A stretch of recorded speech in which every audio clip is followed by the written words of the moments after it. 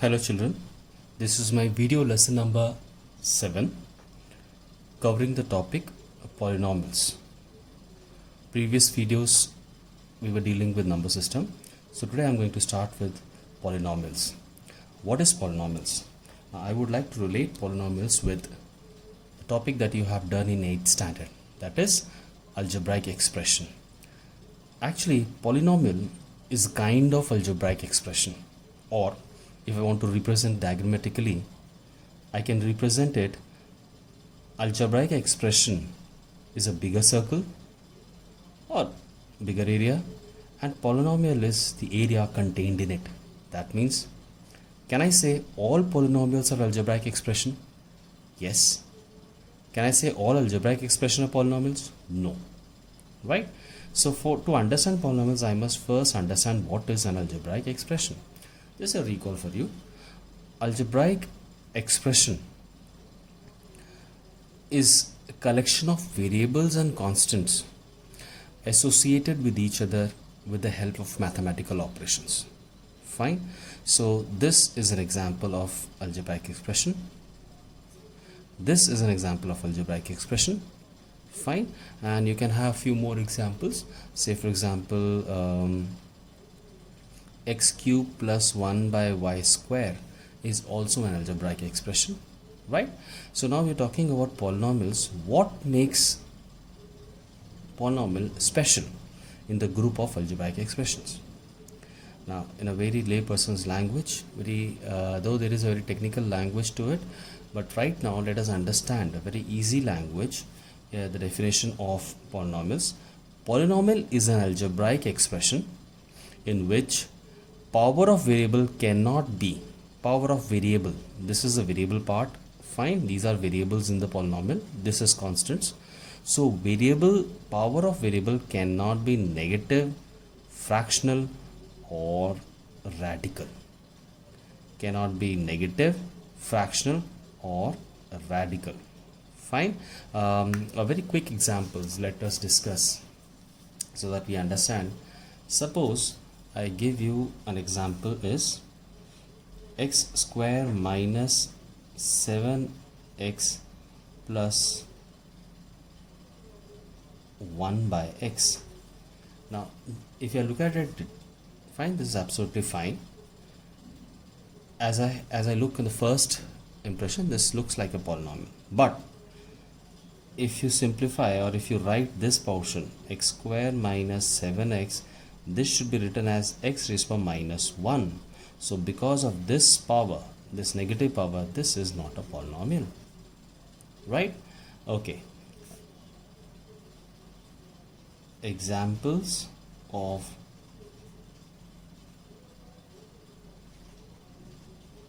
algebraic expression that are polynomials, right?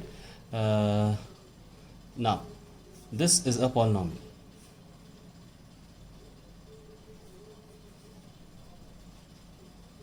That are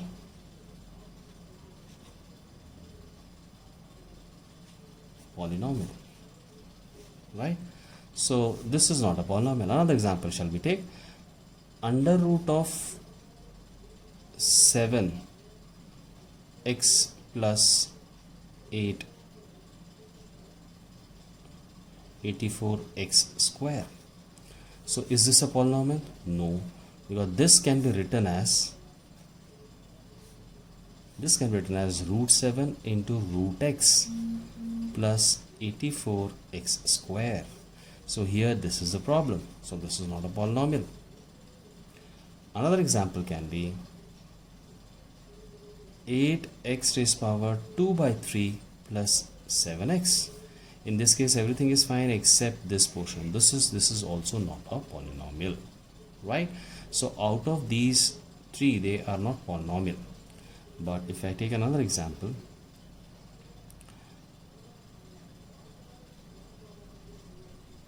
5 square whole root, is this a polynomial? When I look at it, I see that this is the radical sign is coming over the variable, so it should not be. But my answer should not come directly. I should simplify that as we did in other parts. So I get root 5 into x square root, which comes out to be root 5 into x. So this is absolutely fine. So always, just by looking at the radical sign or a fractional power, don't go immediately to the answer. Simplify it. There is a possibility that that root sign or the radical sign or the fractional power get cancelled and you get a non-negative integer, right? So these are few examples. So if anything falls under these categories, so it is not a polynomial, this is a polynomial. By the way, this chapter we are especially dealing with polynomials in one variable. So you will have always either x or y, just one variable. Fine, there can be polynomial in many variables, but we are restricting ourselves in 9th standard to polynomials in one variable. Now, can I say instead of this, can I also say other way of writing the same thing is variable, power of variable is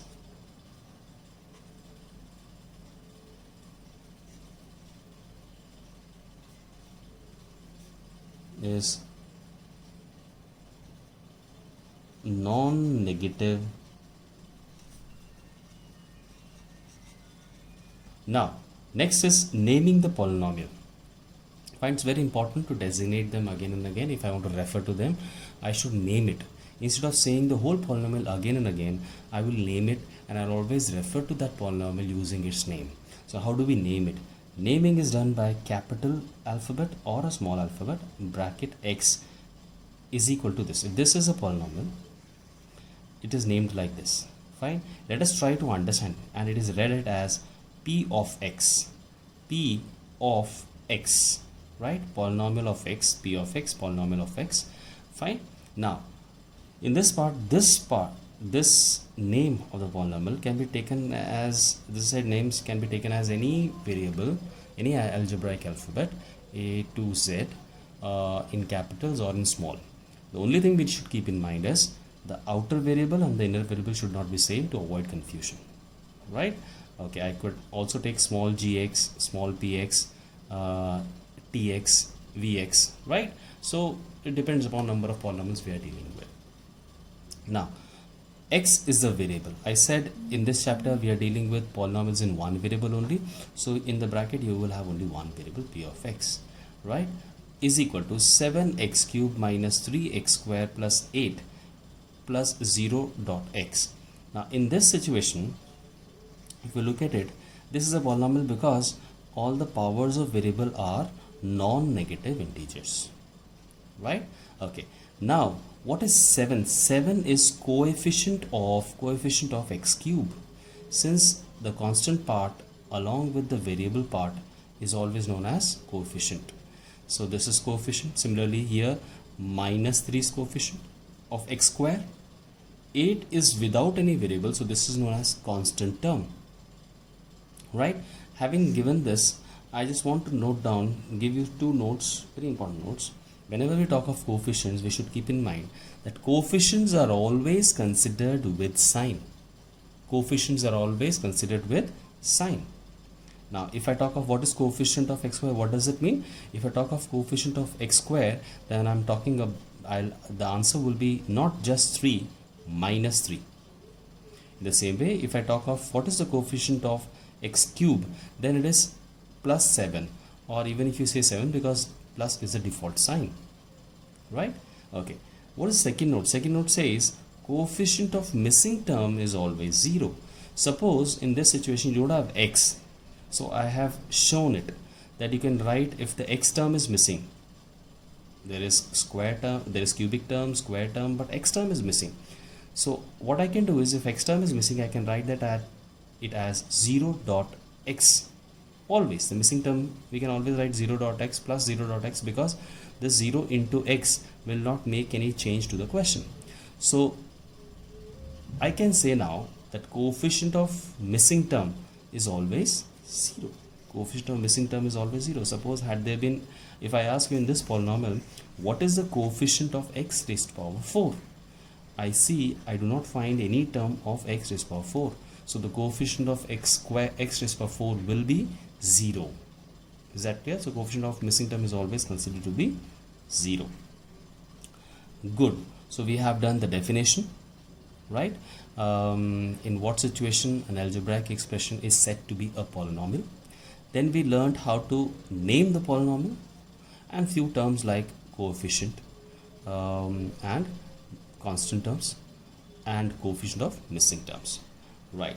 Now, next we come to classification. Now it's a very important topic. We can classify any set of information on the basis of on many bases, right? Say for example, very simple example, in a class I can classify students on the basis of their gender, girls, boys, right? In the same way, we can classify polynomials on the basis of terms that you have done in 8th standard. Fine. So you remember, if an algebraic expression has one term, you would say monomial. If it is two terms, you will say binomial. If it is three terms, you say trinomial, and so on. That was in 8th standard. Now, what is the basis that we are discussing? A basis of classification in 9th standard. For that, I must first understand the term known as degree of polynomial. Now, what is degree of polynomial? Suppose I consider a polynomial, the same polynomial, this, okay, 7x cubed minus 3x square plus 8. Whether you say this or not doesn't make a difference because this is 0. I just wanted to show you that missing term coefficient is 0. So you just forget about it right now. This is the polynomial I'm talking about right now. Now, what is degree? Very simple definition. It is the highest power of the variable in the expression. This is the expression which is the highest power of the variable, not the number, variable. So 3x square, this is power 2, this is power 3. Here the power is 1, x is power 0, sorry, right? So I get the highest power is 3. So I write it deg bracket p of x is equal to 3. And how do we read? Degree of p of x is equal to 3. Degree of p of x is equal to 3. Let's try one more example. Suppose I'm talking about g of x, I've labeled it with small alphabet, is equal to 7 raised power 6 x square plus 8x cube plus 9. Can you guess what is the degree of polynomial? You know, many times I find student answer 6 is the degree, which is wrong. 6 is not the degree of the polynomial. Why? Because according to the definition, degree of polynomial, it is the highest power of variable. So I will focus only on variables, not the constant part. So this is 2 and this is 3. So here I say degree of g of x is observed to be 3. Am I clear? Okay. Now,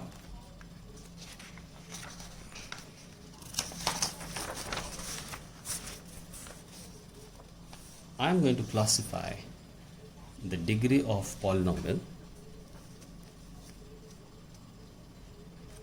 with example and give you some namings of that, right? Okay, let's see this. Now, if you have an example, degree 1.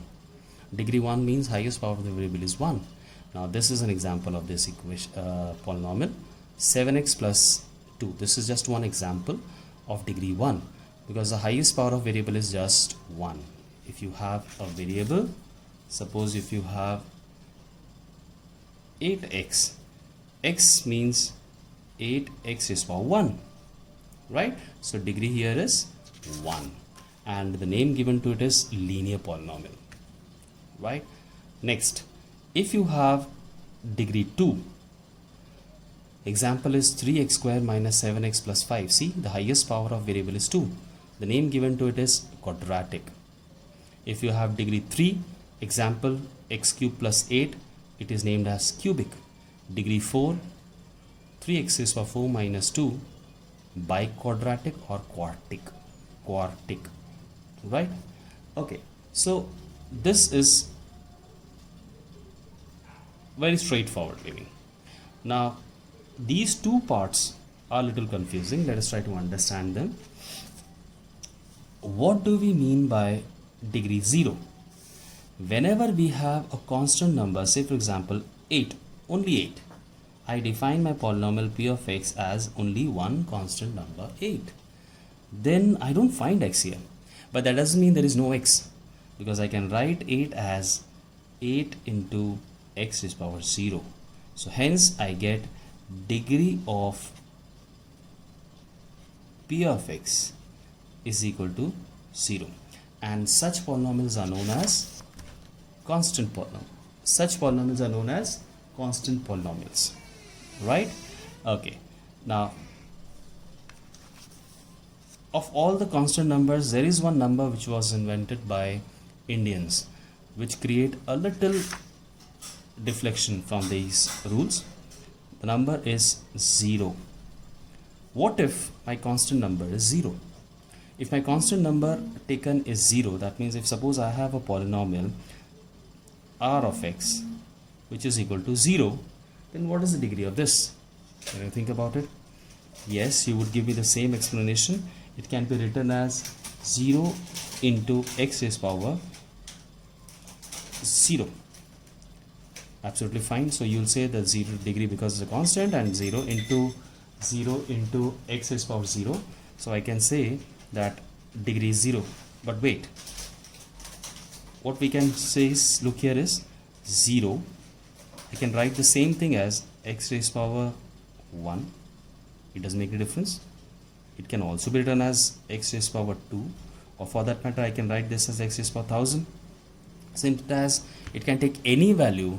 So this polynomial, which is equal to 0, is said to have degree which is not defined. I understood?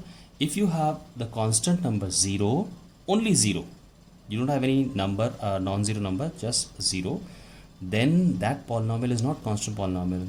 That is, the degree is not defined, and the special name given to p of x is equal to 0 or only 0 is 0 polynomial. Fine. So this is a one marker question. Many times they ask you what is the degree of 0 polynomial. So you should understand degree of 0 polynomial is always not defined. Right? Okay. The next concept that I am going to deal is value of polynomial at a point. Now what do you mean by value of polynomial at a point? Very simple.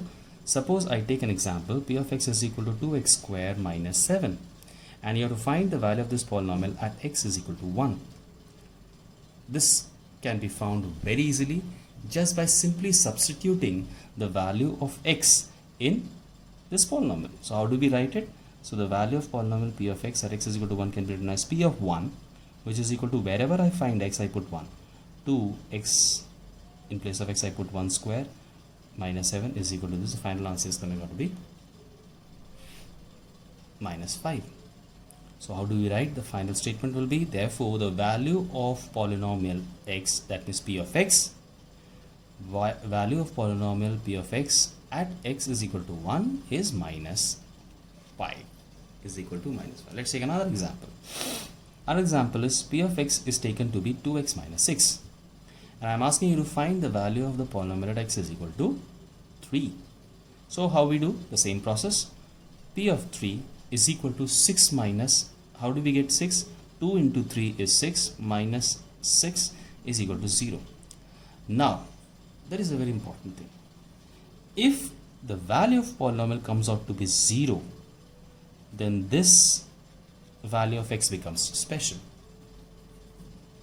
What do we call this? X is equal to 3 is 0 of the polynomial, is said to be 0 of the polynomial. Very important technical term. This is a technical term. What is the definition of 0?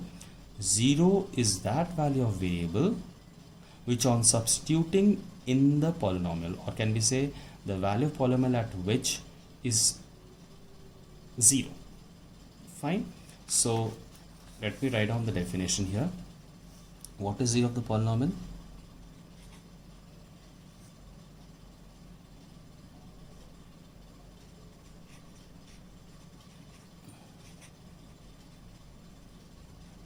Zero of polynomial is, it is that value of variable at which value of polynomial is 0, right? So this definition is for 0 of polynomial. So I have given an example here, p of x, because the value of polynomial p of x at x is equal to 3 is coming out to be 0, therefore this value of variable is said to be 0 of polynomial. So if I give you a question I give you a polynomial and I give you a point x is equal to some number, say for example 5, and I ask you to verify whether this is the 0 of the polynomial or not. It's very simple. What you do, simply find the value of polynomial. If the value of polynomial comes out to be 0, then you can say yes, it is 0 of the polynomial. If the value does not come out to be 0, then it is not the 0 of the polynomial, right? Okay, now we have understood how to verify a given point, whether it is a 0 for polynomial or not. Now let us see, can we find it? Is there any method to find it? Yes, very simple method. Step 1, if this is the polynomial, step 1 is simply equate the polynomial to 0. If you want to find the 0 of polynomial, equate the polynomial to 0. Step 2, solve for x. What is step 2? It is solve for the variable. Okay, now this is 6 goes that side, 7 comes down, so I am getting x is equal to 6 by 7. So x is equal to 6 by 7 is the 0 of this polynomial. Let us quickly check this.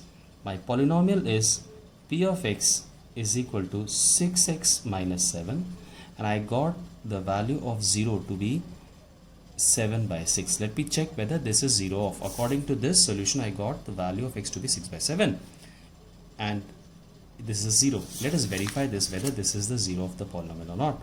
So I find value of polynomial at 7 by 6. So what do I get?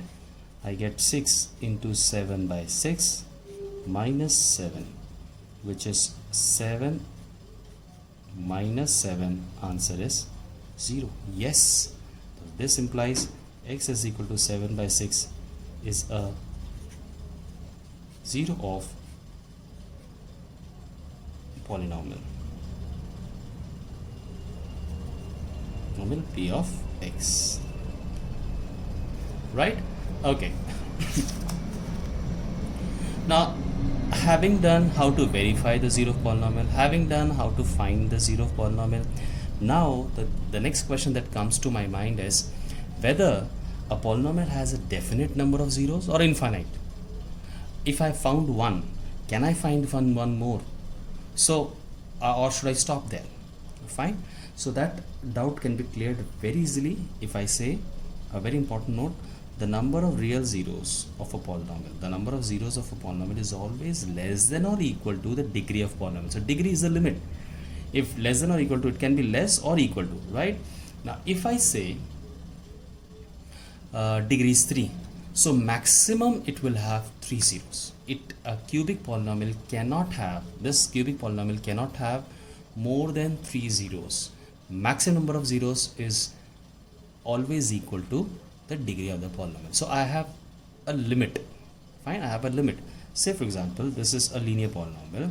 So how many zeros can I find? Because the degree of this polynomial is 1, so I can at max find only 1 zero, and that 0 is 6 by 7.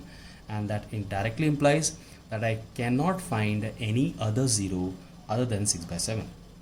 Why? Because the degree is 1 and I have already found 1 0, and number of zeros cannot be greater than the degree of the polynomial. Yes children? So say for example, if I'm talking about this, I will get 2 zeros of this polynomial, fine, and I cannot have 3 zeros because degree is 2. So it depends upon the degree of the polynomial how many zeros a polynomial can have. Using these notes, This is as the introduction part.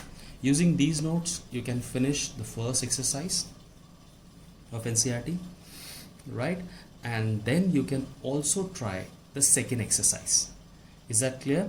I'll message you what all questions you can do using this. The first thing that you have to do is you have to copy down these notes, which I'll be forwarding. I'll take a snap of it and send it to you. Fine. After copying this, I think here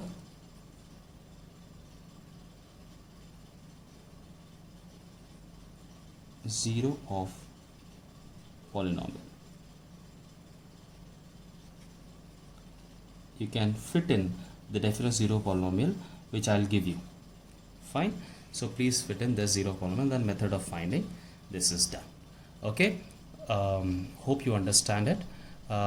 Still, if you have any doubts, you can always ask me. Thank you, class.